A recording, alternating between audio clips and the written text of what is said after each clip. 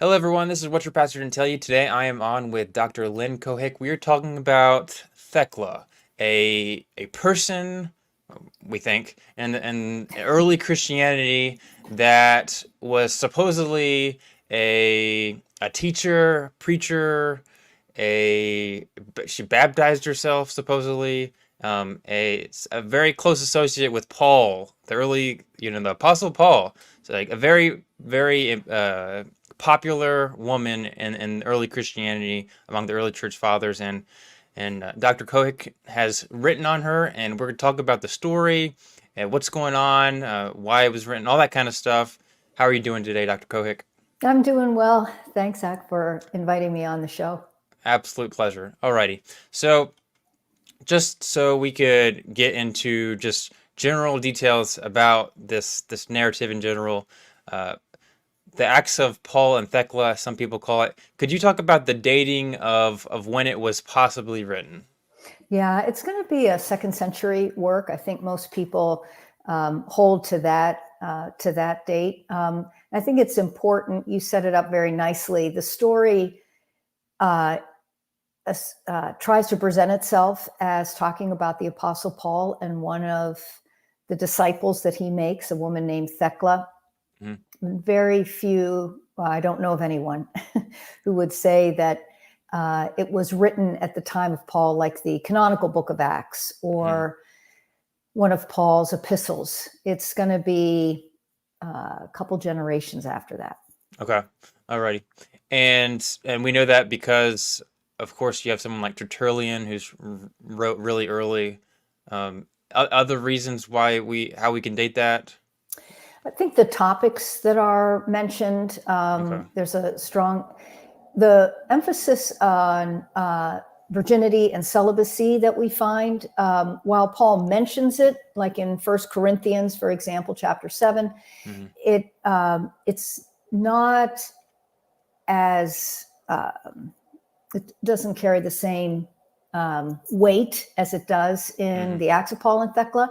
The Hmm. other thing is there are a lot of acts that are written in the second century. It Oh. becomes a really popular with Acts of Peter, Acts of Andrew. I mean, there's a Hmm. lot that, so it becomes a much more popular um, Genre. genre, and it's a little bit more hagiography. So more like a biography of a saint. Okay. Whereas the Acts of the Apostles in the biblical canon is, more about the church. I mean, it does highlight Peter and Paul, but Hmm. there's other characters that are in there, and it focuses a lot on different communities that are formed. The later acts tend to focus more on individuals. Interesting. Okay. And this is an impossible question to answer, but who wrote it? Yeah, exactly. The $1 million, or maybe with inflation, the $1 billion question. We don't know. Tertullian says that there was a presbyter in Asia that wrote it because he wanted to honor Paul. Um, Maybe this presbyter was pulling together stories about a particular historical figure, Thecla, Hmm. that then became embellished in different ways. So, yeah, but we don't actually know who wrote it. Hmm. Interesting. I've heard some people say that it was a maybe a woman or a group of women that were trying to promote, women's, I don't know, uh, their like, the ability to choose and all that kind of stuff. Um, but yeah, we really don't know. Okay. And And that mhm. idea of it being written by a woman is not held any longer. But yeah, Oh, I don't know okay. if it was in the 80s or 90s, something like that. Interesting. This idea of because a woman is a central character, really the central character. Hmm. The idea was that maybe it was a group of women that were cheering on one of their own in this. But what we find in the early centuries is that both women and men were highly esteemed by the church for their valor if they were martyrs, Hmm. and their virginity or celibacy, their self-control. So it doesn't need to have been written by a woman in order for the author to celebrate a woman. Right, right. Yeah, that makes sense. Okay. So I know that, let's see here. Yeah, maybe just slightly, just a little bit more, the Tertullian. So he writes, and do you know much about, like, apparently Jeremy Berrier wrote a paper. He said something like that we don't know if exactly Tertullian was saying that this what was the person, he says, the person in Asia, the presbyter, whether it was like compiling a specific document or documents or wrote it himself. Like, it seems there's ambiguity in the text. Do you have any opinion on that topic? Yes, yeah, Tertullian's not really clear. Tertullian's not necessarily interested in talking about the Acts of Paul and Thecla per se. He's frustrated at what he considers a heretical teacher that's come to town, and either like she may be bringing up the Acts of Paul and Thecla, or randomly Tertullian is drawing on that, but it's not a clear argument what he's trying to get at. He does try to discredit the Acts of Paul and Thecla by saying it's not written, in the apostolic period. But the argument more broadly is a bit convoluted, because he's not really trying to talk about who wrote the book. He's trying to address another problem. I see. Interesting. Okay. And maybe this is quick, maybe this is a long answer, but is it historical? It's a long answer, but I'll make it quick. It's not a straight up history the way I might think about history being expressed in one of Paul's own letters. When he writes to the Corinthians and he uses names there, I think, okay, yeah, there was Gaius, Stephanus. Yes, when he says, some follow Peter, some follow Apollos, some follow me. Like, those are real people. And although Paul is trying to make an argument in all of his letters, and we're only hearing one side of the discussion with Paul, nevertheless, there's real people who are receiving this conversation, right? And that's not the case with the narrative of the Acts of Paul and Thecla. I think there's a real possibility that it represents an historical kernel that was embellished. There's a figure who embraced aspects of Paul's teaching in her own context, which at this point would have been really promoting celibacy, virginity, and it's a believable story as well. So that's why I like to say that there's connections to history here. We could use the word verisimilitude, right? It makes sense. The people who first read it, they would have recognized, oh, the road system as it's described, how she travels in the text. Oh yeah, that's how it is, or the torture that she undergoes in the arena. Yeah, that actually, sadly, happened that way. So, and how the classes, Thecla's from the upper class, how they were expected to behave in society. So all that matches what we know about history.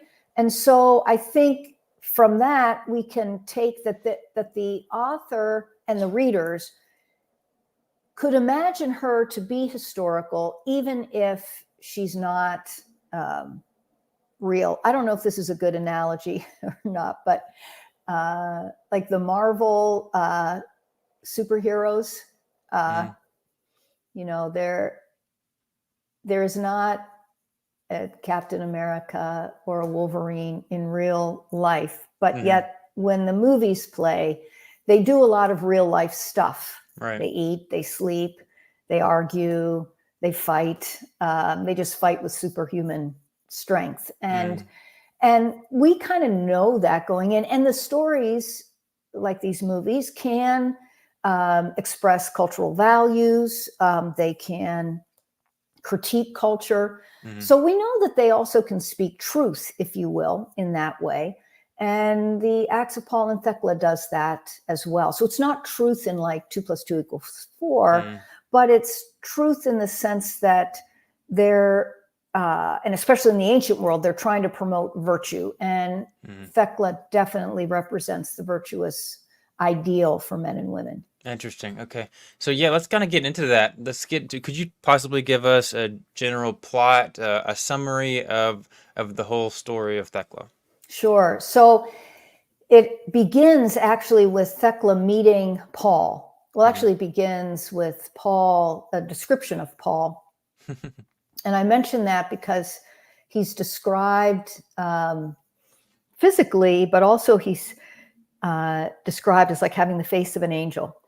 He's also described as having bow legs and having like a unibrow, which sort of reminds me of my grandfather. So it makes me really like Paul. Anyway, but Paul arrives in town and begins teaching, and he kind of gives a sermon in the framework of the Beatitudes.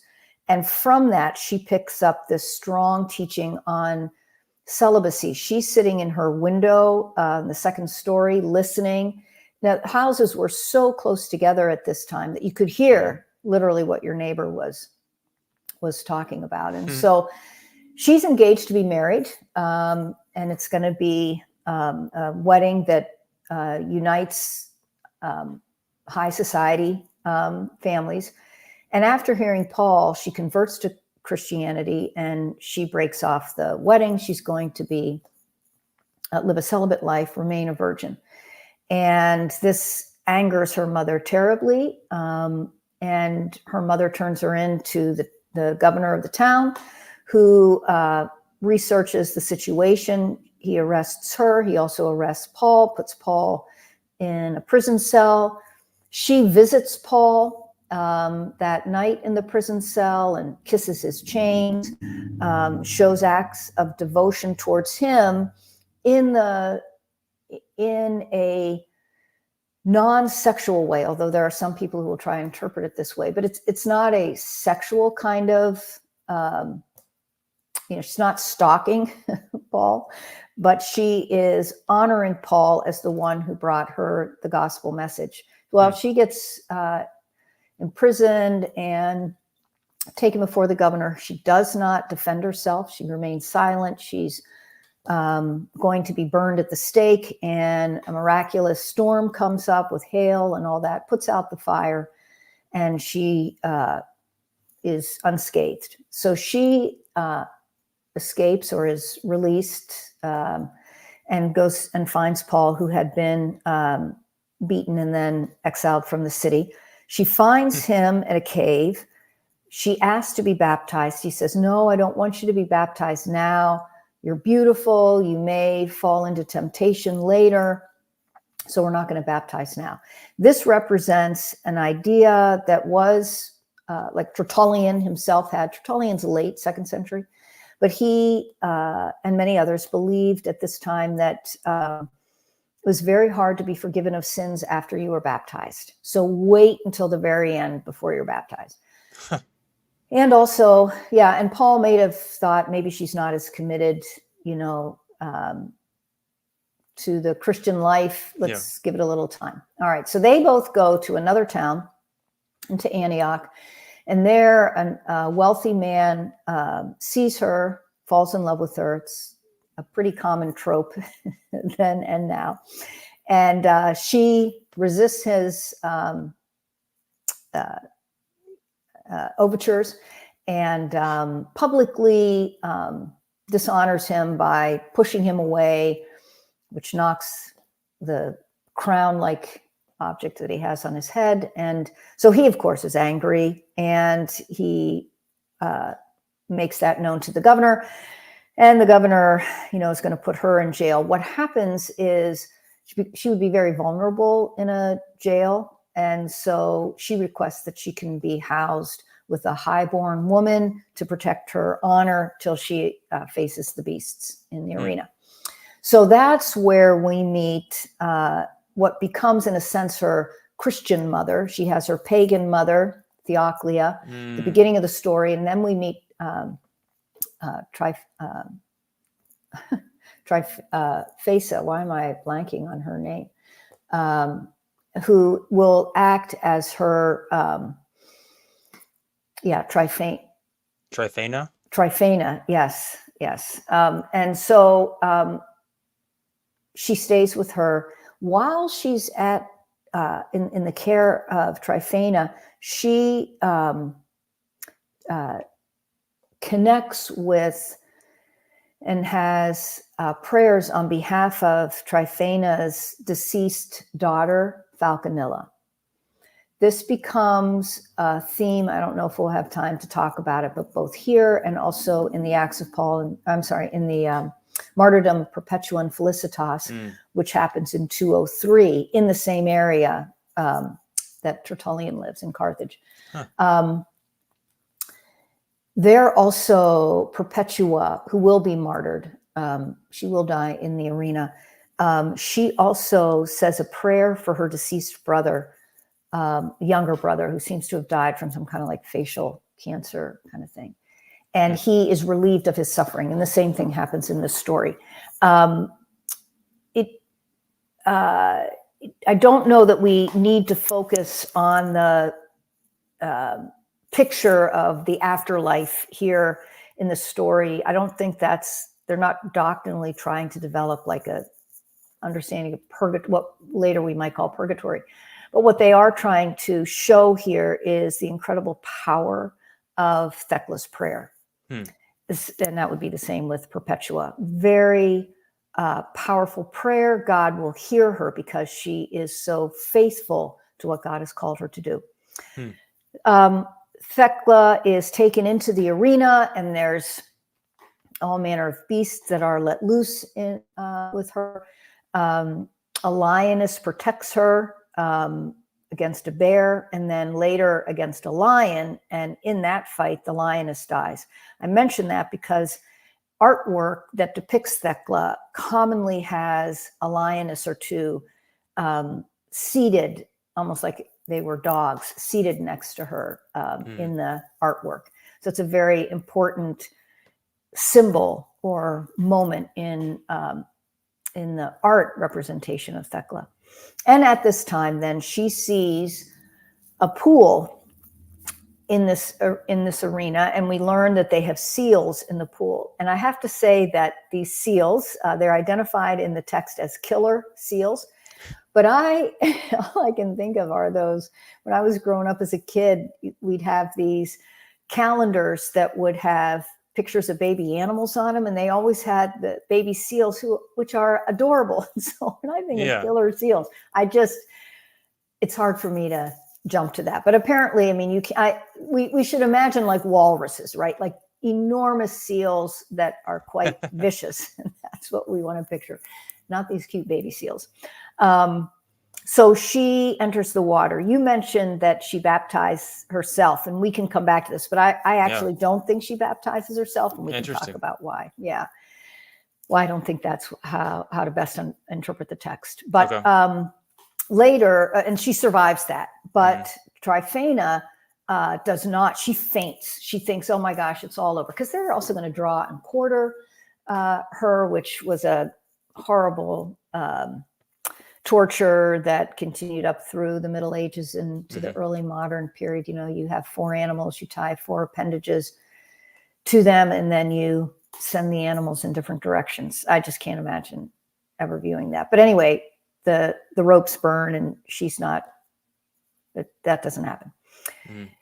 When she comes out of the water, is baptized, there's been lightning that flashes that kills the seals, and there's smoke, and she comes up out of the water, and the governor sees that Tryphena has fainted. They think she's dead, and now he really worries because this is a woman who has connections with the royal, with the court of the emperor, and so he stops everything. And Thecla at this point speaks.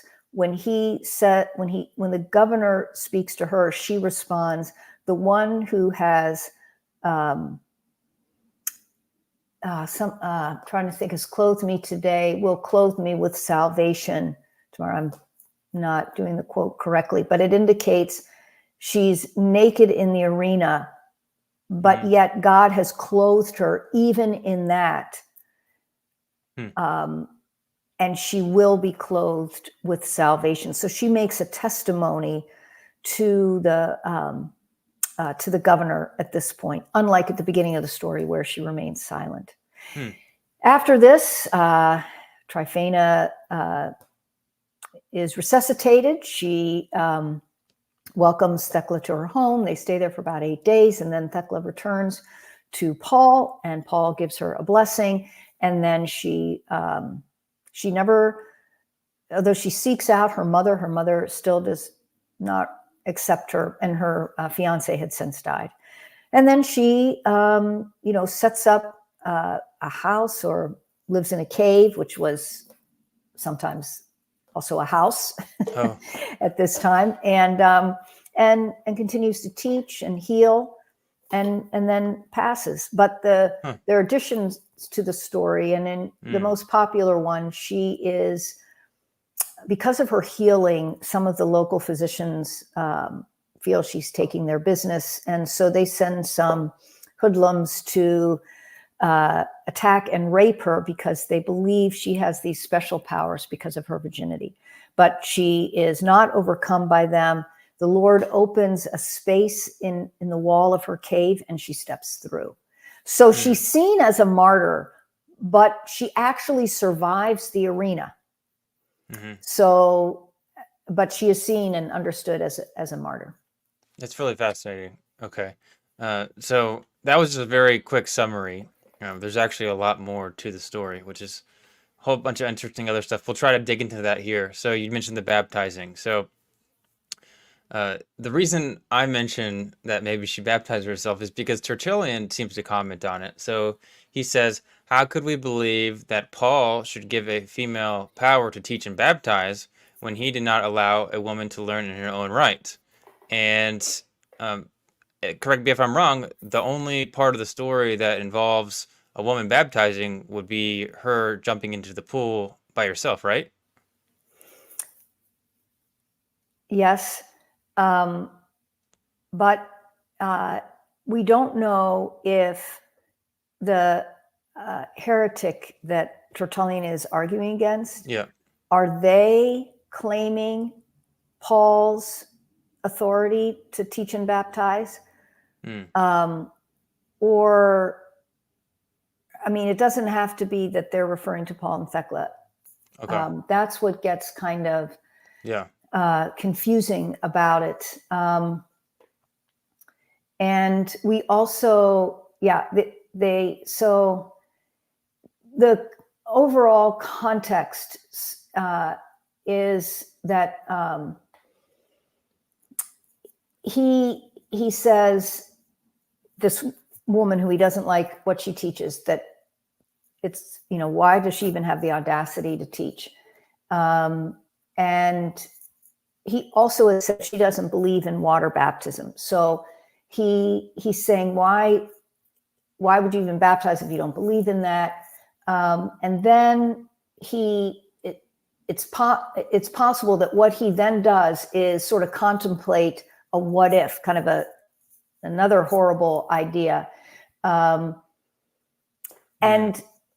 it probably doesn't make sense to get into the specifics of the Latin, but and I'm certainly no Latin scholar, but there's different ways to read. And I'll just, you can either read Tertullian as saying, but if certain acts of Paul, which are falsely so named, or you could say, but if they claim writings which are wrongly ascribed in Paul's name, and it's, you're looking at, there's a particular term, a pronoun that is either a neuter plural adjective, which you would say like certain acts, or a feminine plural substantive pronoun, which would mean these certain women.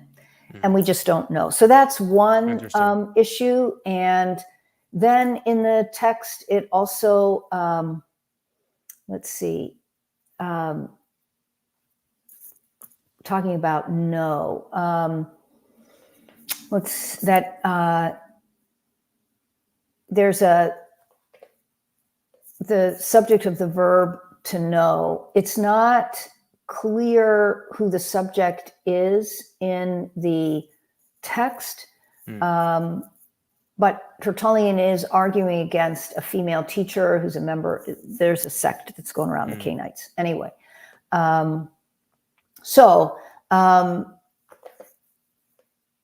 if it is the case that Tertullian thinks the Acts of Paul and Thecla promote women teaching and baptizing, when you actually look at the text, it's not clear that Thecla teaches men.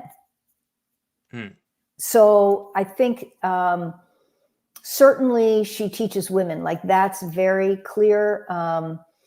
When she's in Tryphaena's house, she's teaching women. When she travels, there are men and women with her. So presumably she might be teaching them at that point. But it's not, in some of the longer versions, there are well-born women that come to her cave and she teaches and heals them. So the text isn't as clear as some people assume that it is, I think, even at the vocabulary level. And then you have the baptizomai, the verb there. And the verb, as you know, could be either middle or passive. And it's not as common to translate this verb in the middle tense. She baptized herself. It's typically understood in the passive, that she was baptized. And so that seeing herself as entering the water, but then having the lightning and the cloud that seemed to be the evidence that God himself baptized her. So, the pillar of fire, that cloud is such to me, can be such an image of the Exodus, where God was present with the people. So, and then when she sees Paul at the end of the story, and she says, you can translate it a couple ways. I received, or I took I received, or I took the bath or the washing. So I think there's enough ambiguity that she's not baptizing herself in the actual text, which doesn't mean somebody else that Tertullian doesn't like is using this text in order to talk about women baptizing. But I want to say that in the baptism in the early church, women were involved in that. The order of deacon or deaconesses, they helped with baptism in large part because typically the individual who was being baptized was an adult. We're talking first generation, like Thecla herself is first generation, Tertullian, first generation. And so the person who's being baptized as an adult enters into the water, usually naked or without hardly any clothes on.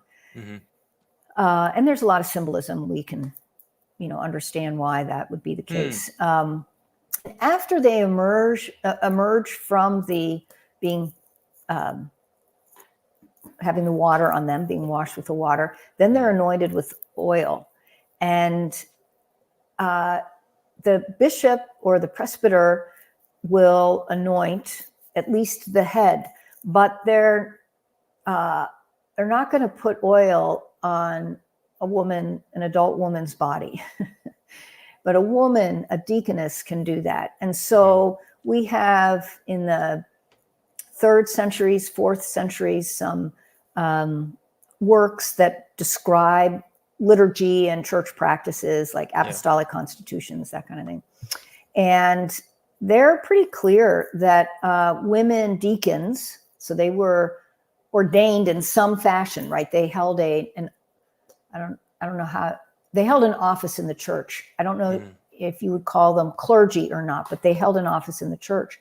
And they were central to baptism. And Tertullian would have been familiar with that as well. If there's any anointing or baptisms, even in his time, they would have followed proper modesty codes, which is Interesting. Yeah. Mm-hmm. So to sum up all that was said just now, basically, it's not terribly clear that Thecla baptized herself, or she had baptized anybody in the narrative at least, and just from Tertullian, it's not even clear about that, or why he was saying what he was saying. It seems like there's a lot of ambiguity there. But okay, so yeah, let's keep going in that case. So in the narrative, it seems that Thecla is preaching to the governor. That's in chapter 9, 17 and 19, and the house of Onesiphorus in 10:6-7, and Paul commands her to teach in 10:4, taught in Seleucia 10:11, taught women to live the monastic life in 10:15. The 4th century bishop of Olympus, Methodius, even presents Thecla as a philosopher and a great teacher of the church. What do you think about all this? Do you think this was normal at the time for women to be teachers and preachers? I guess those are two questions there. Yeah. Well, first I would say history typically records the exceptional person, the exceptional event, and history typically records the male point of view. So we should expect to not have the kind of resources we really want to be able to answer your question. In other words, there's not going to be as much saved about what women did compared to what men did.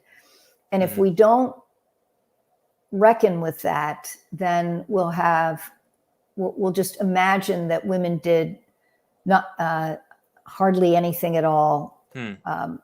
And that's just not the best way to read the historical evidence. I would say the same thing happens in the history of the United States, where history books, at least in the past, I hope they're changing them now, wouldn't talk about the Black, or at that time colored is what they would call, military units that helped fight in World War II, right? You have to go hunting out that kind of information. It's not that it didn't happen. It's just that the people who were writing the history books didn't think it was important, right? And so in the same way that we've really underrepresented the contributions of African Americans in the United States' history, so too in the ancient world, women did a lot of things, but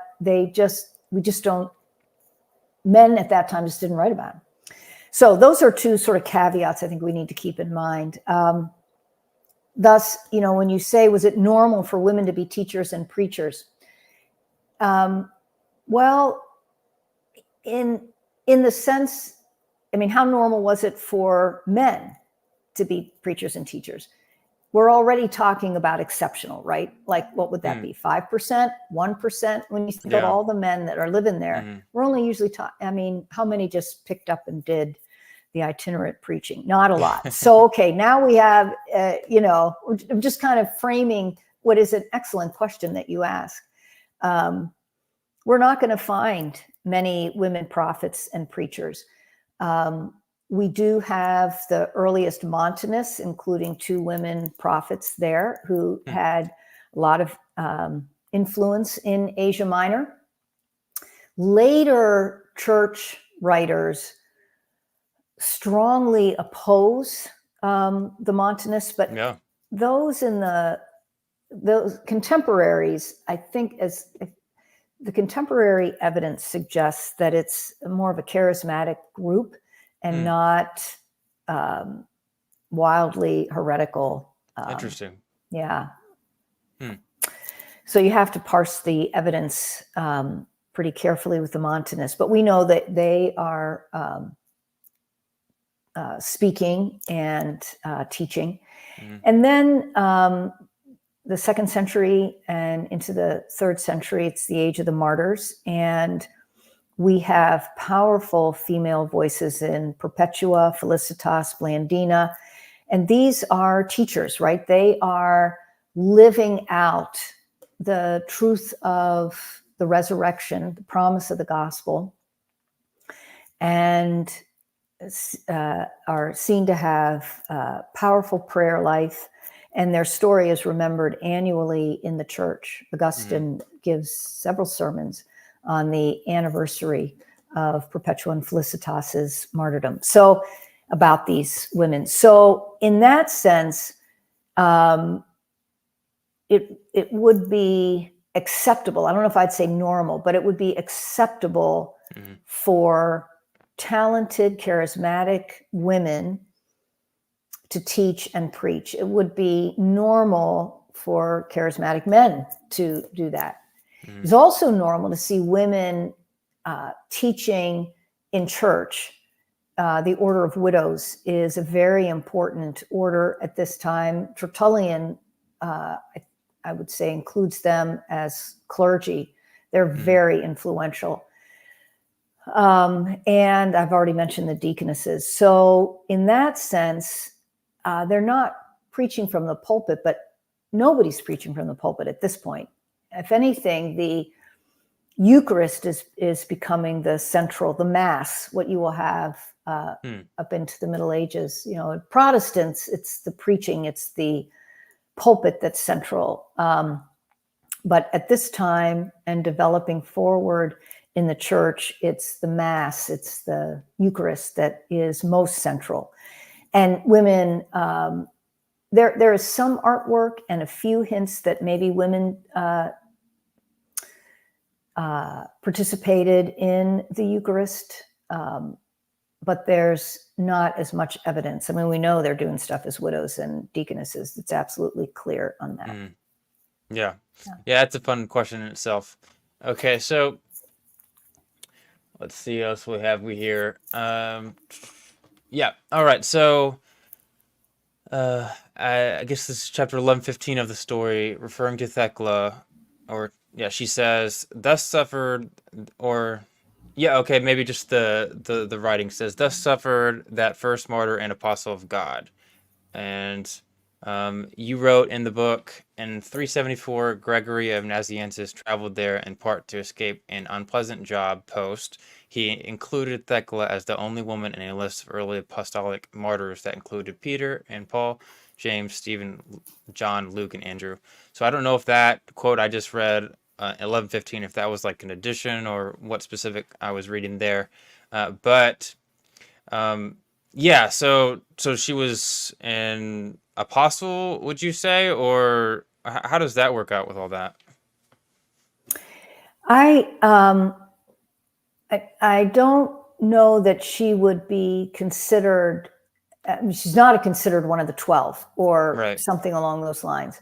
But as Gregory of Nazianzus talks about, and he decides to go to her shrine, and it's a huge church complex there in Seleucia, and he's trying to avoid unpleasant duties that he has to do at work. And I just think that's pretty hilarious. Some things just never change. Anyway, but the point I think of this is that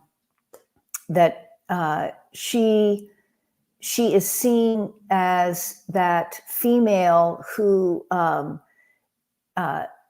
speaks as a messenger of God. She's just highly revered, but they're not going to say she's one of the 12. You know, in that sense, like rewrite scripture that way. But you can see, I mean, she is valued as much as Andrew or Luke, to say nothing of Peter and Paul. That's, I think, why that we should focus on that is, for Gregory of Nazianzus, this woman is an exemplar for him. And he looks at her to answer the question, how can I be holy? She models Christian virtue for him. So, and these virtues that she models, that Gregory can also model, are bravery, asceticism, boldness in speech. And I think, especially for us today, my limited observations have been that from the time a boy in grade school is in grade school, the thing he fears most is to be called a sissy, i.e. a sister, i.e. a girl. Call me anything else, even a fan of my most hated team, but don't call me a sissy. And that, I think, has unfortunate consequences in church life then today, where men just don't think about women as being able to model for them Christian character. Whereas women are totally used to kind of doing that mind shift. We're to be like David. We're to be like Paul. We're to be like like Philip. I mean, we're very used to trying to emulate what is modeled as normative discipleship, but those normative disciples are all men. Well, Thecla is a normative disciple, and she's held up for the whole church to model, and it's because of her character, and it's because of the power that she showed in her prayer. Those prayers were not going to be answered. The idea is, God respected her faithfulness, and so answered those prayers. Those are prayers that require great faith. You think of the apostles asking Jesus, how come, we couldn't heal this person? And Jesus says, it takes a lot of faith. And she clearly had a lot of faith. She was very influential. She was like, as I mentioned earlier, you have martyrs, and then you have those who didn't end up dying for a variety of reasons. Sometimes they were just let out of prison. They were called confessors, and they were considered to have great spiritual authority. And it kind of caused a bit of havoc with the bishops, in as much as the bishops had their power because they held an office. But the confessor had their power or influence because they were seen as anointed by the Holy Spirit. So, yeah. Yep. Yeah, that's really interesting. Okay. So before we get into the question of what role this plays for women in ministry, I was a little surprised to hear that you said that it doesn't seem like Thecla teaches any women. So I interviewed I'm probably getting her name wrong, Audi Latupu from University of Helsinki, and it wasn't about this topic, but in her papers she wrote specifically. The teaching activity of Thecla is reported briefly. It says, she enlightened many by the word of God. Noteworthy is that the many is in the masculine, that is polus, instead of the feminine polas, indicating that there was at least one man among those enlightened by Thecla. So I don't know if you read her work on this topic. Did you have any thoughts on that? Does that change your mind? No. Or it's okay if you haven't looked at it. No, I think I just wasn't clear enough earlier.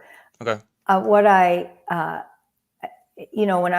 example, when she walked back to Paul after leaving Tryphena, she walked with men and women. We know that, and she could teach those people as she walked.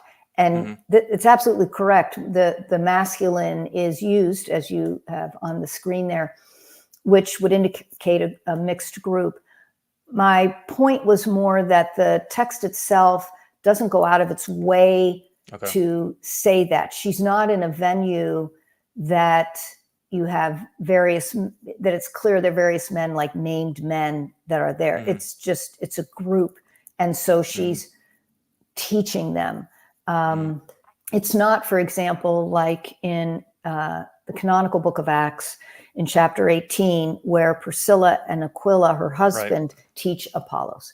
In that case, it's very specific. A woman is teaching a man. But in this story, I have no problem if she was doing that. It's just not explicitly said.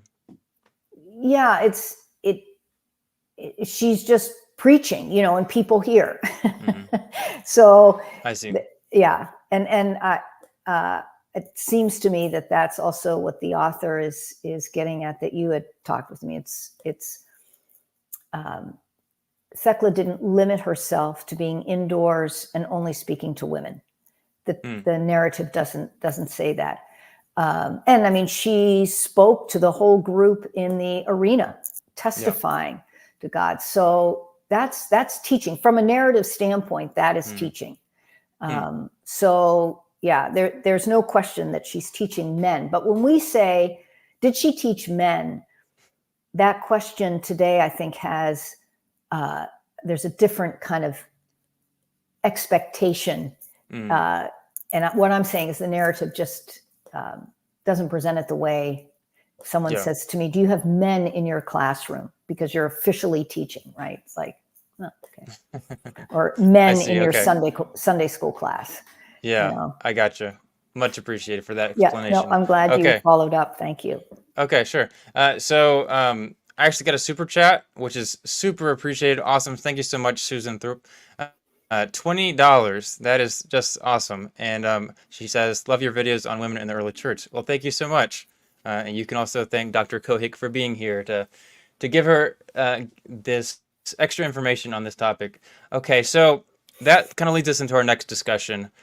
So what do you think this whole discussion plays on the topic of women in ministry? Yeah, in women in ministry, I think what it shows is that there was a expectation in the early church that women were as responsible to live out the gospel truths and to proclaim the gospel truths as men. So just as Paul lived a life of celibacy, virtue, asceticism more broadly there, think of an ascetic life, because he was so committed to the truth of the resurrection and was wanting to practice self-control and not just succumb to passions, but rather live that virtuous life in honor of Jesus. So too, women were expected to do that. There wasn't a separate code that was a little bit easier. Sometimes women some women have said to me, often the women Bible studies are just a lot of fluff. They don't really push deep biblical knowledge. And maybe true, there's some men Bible studies that are light on theology. I don't know, but at this time, you read the Acts of Thecla, you think, yeah, women are called to the same. Take up your cross. Like their cross can result in their death, just as men. So I think that's a really important note. I think it also shows that the church, I think we can get caught up in, can a woman today be ordained? Well, the Acts of Paul and Thecla, not asking that question, and the martyrs, Perpetua and Felicitas, they are revered and seen as exemplars, but they don't hold an office. And I think that is another, I don't know if I want to say corrective, but at least it highlights that there's a lot of ways that the church needs to grow and everyone needs to be a part of that growth. And I think we've limited the question, can they be ordained? Which of course, you kind of got to figure is that, that's very specific to a church polity, right? It's not when we have all different kinds of Yeah. church polities. So, yeah. So I think Okay. it broadens the question. We begin asking a little bit from a different direction about women Yeah. in ministry. Yeah, no, that's definitely really interesting. Okay. So in your chapter, you talked about how Thecla shows a number of different expressions of agency. So some I noted are refusal to marry, insistence on public modesty, modest silence. Could you talk about why they're significant for the narrative? Right. Well, part of the argument about agency is that back in the day, and I'm talking 1970s, Yeah, which Zach, you probably were not even around, and I don't want to you're know correct. what. Anyway, fashions were not great then, and didn't necessarily improve in the big hair 80s. But there was an uncovering and a real interest in women's historical stories. And so at that time, though, also and moving into the 90s, there was a sense in which the predominant scholarly view was that you determined the authenticity of a woman's actions if they were countercultural. So if a woman like Thecla defied her mother and her fiance, well, that was authentic, right? Like that was her agency. But if she chose to wear like a very modest dress, well, that's just, that can't really be what she wanted. That was an evidence of patriarchal oppression. And I'm sure at times, I mean, I should say always, this story is written in a context of patriarchy. So, that just is the case. But more recently, in the last 10, 15 years, more work has been done that suggests that even choosing what we might call a conservative position, a traditional position, and specifically modesty, because that's very, we know a lot about women's modesty choices because men were very interested in writing those down, and because it was a very central question of the day for men and women. It was a cultural question. And so what scholars are saying now is that it's when Thecla chose modesty, it's not because she just succumbed to the patriarchy of the day, but rather she was also using her agency in shaping her view of herself as a disciple of Christ, and was embracing that vision of faithful discipleship. Yeah.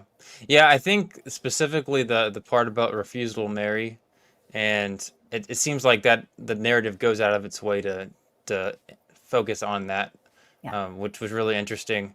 And this is not just like some straight historical account. There's interesting, like you could tell that the writer was trying to make specific points here and there, which was really interesting. It's like, oh, okay, I guess we're talking about this now.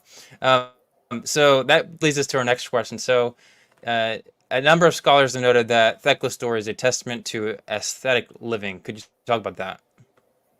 Yeah, so asceticism, it broadly speaking is kind of to practice rigorous self-control. Maybe that's how I would say it. So asceticism isn't simply restricting sexual activity, but it's also monitoring food intake and what types of food, other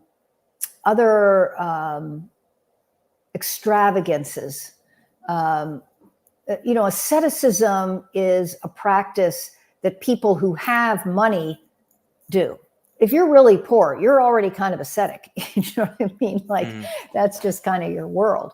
But for the wealthy at the time, we mainly know about the lives of the wealthy. asceticism was a way to show that your treasure is in heaven and not here, right? They had a lot of treasure here and now, but they took very seriously that claim by Jesus that it is easier for a camel to go through the eye of a needle than it is for a rich man to enter the kingdom. That fell as a threat on some ears at this time, or a warning, I shouldn't say threat, as a warning that they took very seriously, that they needed to be careful of their wealth. It could lead them away from God.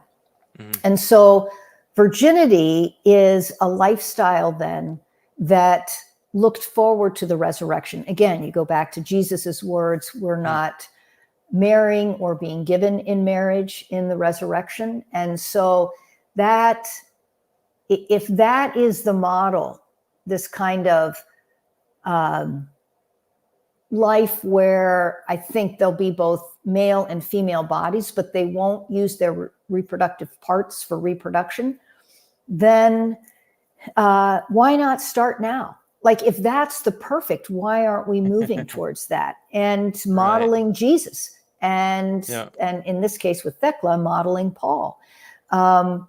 So there's the other thing that I would note is this idea of Jesus as the bridegroom is a very important image in the church's life, but we don't hear much about it today.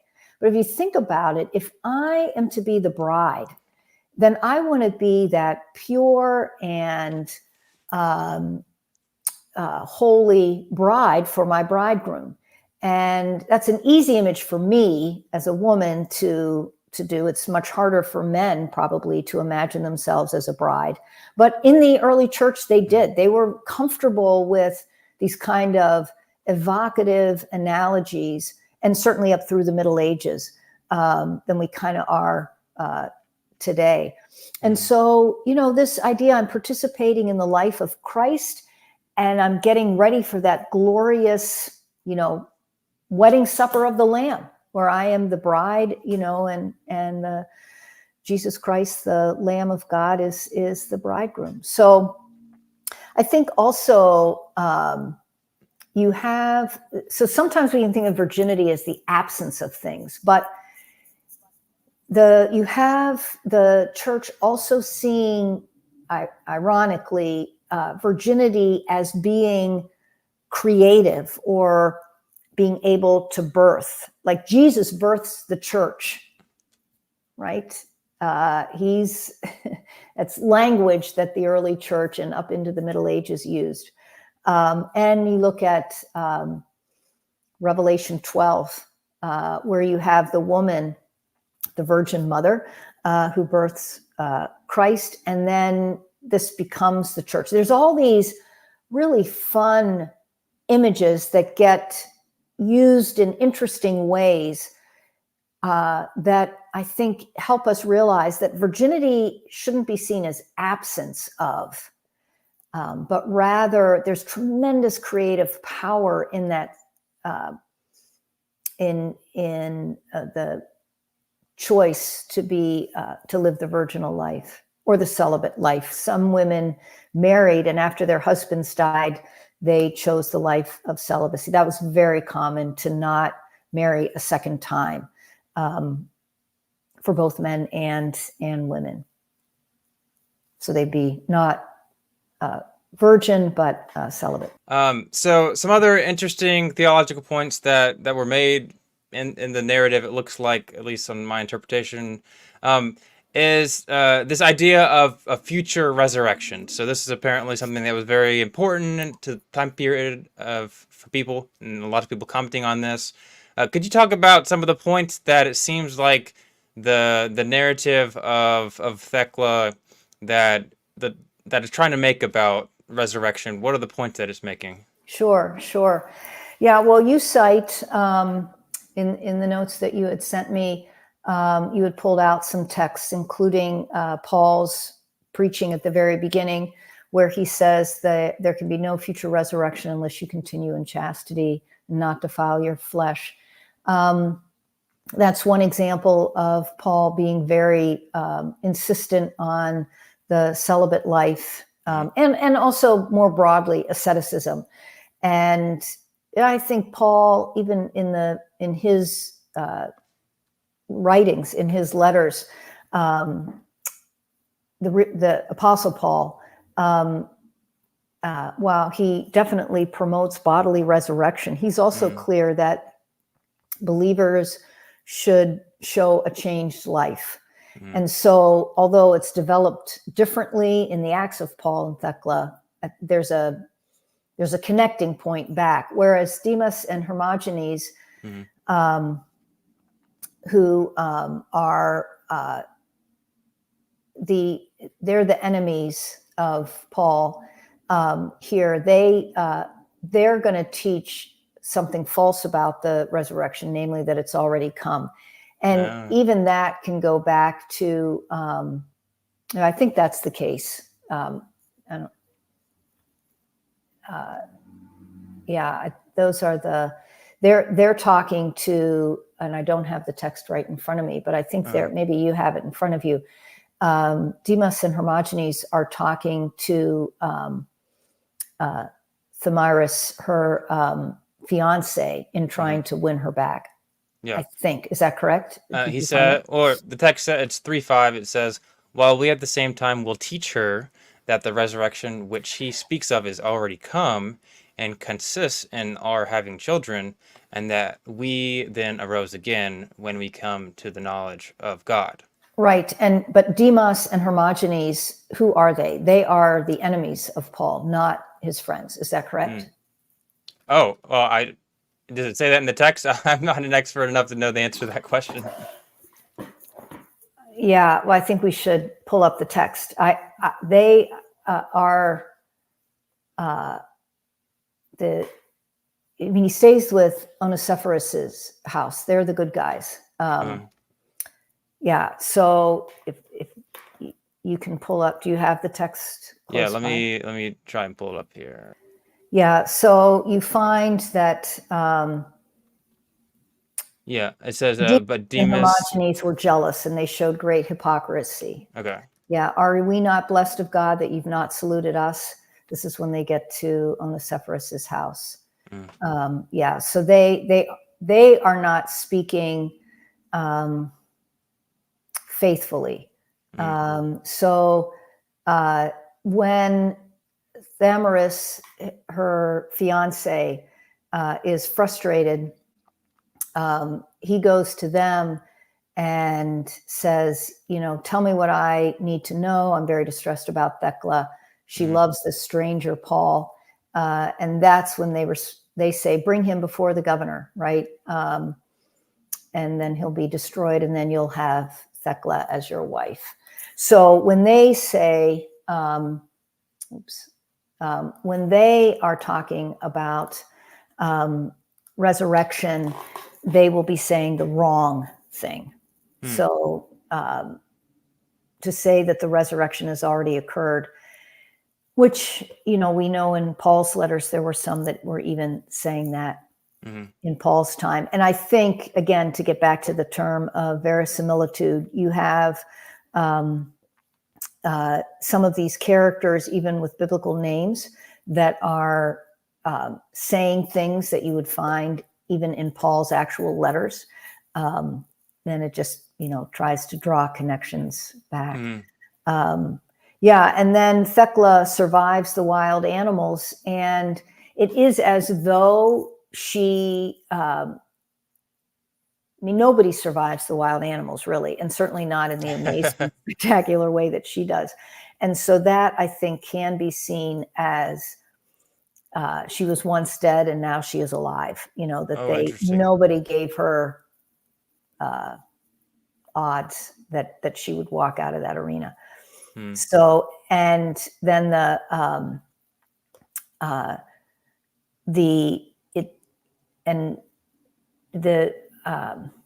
near-death experience, so to speak, of Tryphena, she, in a sense, also from the point of the narrative, experiences a resurrection. So, Yeah, it says 9:23 says, "Now I believe there shall be a resurrection of the dead." That's Trifina talking. Yeah, So yeah. that's really interesting, the language they decide to use there.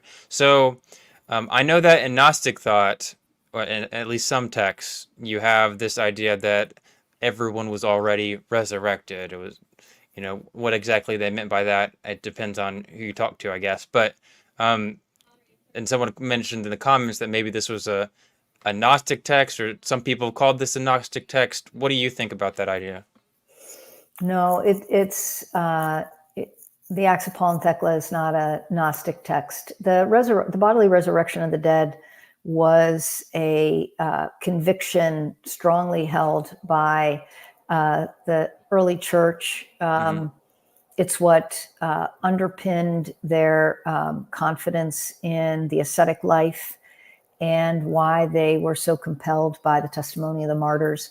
So, yeah, the bodily resurrection, that was a firmly held, and that, of course, goes back to Jesus's own resurrection, and then Paul's teaching in 1 Corinthians 15 on the bodily resurrection as just being central Yeah, to our understanding of the faith. interesting. Okay. And then there's another interesting question of how the early church fathers responded. Yeah. So, typically, well, I guess lots of people have painted the early church fathers as like very misogynistic and like to hate women, they're the worst. But then you also have a lot of instances where they talk great about women. Some of people have said that they were kind of like ambivalent, if that's the right word, where like, almost like contradicting views on women. I don't know what you think about that. But could you talk about how people in the early church responded to Thecla? Right. Well, she was incredibly influential for centuries, and she still remains very important in Uh-huh. the Orthodox world. I have a friend who was raised, he's Greek, and raised all his childhood in Greece. Although he is evangelical, not Orthodox, he's fluent in both, so to speak. And recently, he was visiting the country, and they had severe fires a couple of years ago, really bad fires, made the news over here. And he was a year later or 2 years later Hmm. after that, and they're rebuilding things. He came across a tiny little, almost one room church, the Church of Thecla. It was named for Saint Thecla. And that you just find that everywhere. So she's still very influential. Her story is very important Hmm. today to many Christians, just not Protestants, because Protestants don't focus on saints much at all. Interesting. Yeah. So Thecla, her influence was, well, you mentioned it earlier, Methodius in his symposium, which he models loosely on Plato's symposium, where you have these 10 virgins giving speeches, and it's kind of like debate night, who will win, who gives the best speech. And Thecla wins. And she's seen as the most astute in philosophy. So this is Methodius, who would be, in the 350s or so. It's post-Constantine. Yep. And he sees Thecla as modeling the life of philosophy. But the life of philosophy back then wasn't just wasn't ivory tower at all. It was living a coherent life between what you believed and what you did. And then we have people we've already mentioned, Gregory of Nazianzus. There's also a woman, Egeria, one of the earliest writings of a pilgrimage that we have. And Egeria's work, she traveled from down in Egypt on up through to what's now southern Turkey, Asia Minor at this time, to see the shrine of Thecla, that compound. And she writes about her journey, and it's preserved by monks in Europe. So she talks about this actually going to the site and that Right. of Thecla, and that's very influential. And then you have a little bit early, well, after Agaria, Olympias, who is a deaconess in Constantinople. When her life is written, she's compared with Thecla in a very favorable way, like it's a real honor to have that. So, and even Gregory of Nyssa, when he writes about his sister Macrina, he writes her life. And he mentions at the beginning that when she was born, she's the firstborn, that she was given by her mother a secret name, and that name was Thecla, as the kind of, I don't know, maybe the hopefulness that you will be like Thecla. So, that's really important. And then even later, when you get to, in the 6th century, the early 6th century, you have two men, they're leaders, bishops in the church, and they are encouraging each other. And one mentions, be confident in your faith, like, that first of the female martyrs, Holy Thecla, and she will clothe you in such raiment as to do honor to what he has to make a vote. And they want to encourage each other to make the right and faithful vote. And even then later, this is a little bit later, a man who is be a bishop in Syria, he chooses to live the ascetic life after he reads her story. So, he, this continues for centuries, and it's men and women that are influenced.